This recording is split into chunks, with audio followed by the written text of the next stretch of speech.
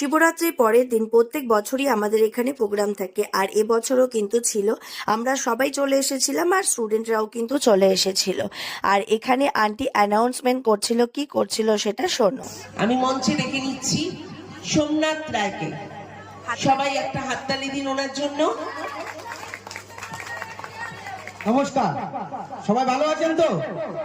যে অ্যানাউন্সমেন্ট করছিল সেটা কিন্তু আমার নন্দাই ছিল। তোমরাও যদি কোনো অনুষ্ঠানে লোক লাগে অবশ্যই কিন্তু আমাকে জানাতে পারো। তো শোনো, আরো জোকস করছিল। আমল ছিল, তা বামুন ছুটতে ছুটতে গিয়ে বলছে, স্যার স্যার, আমার ঘরের দরজা ছিল, চোর চুরি করে পালিয়ে গেছে।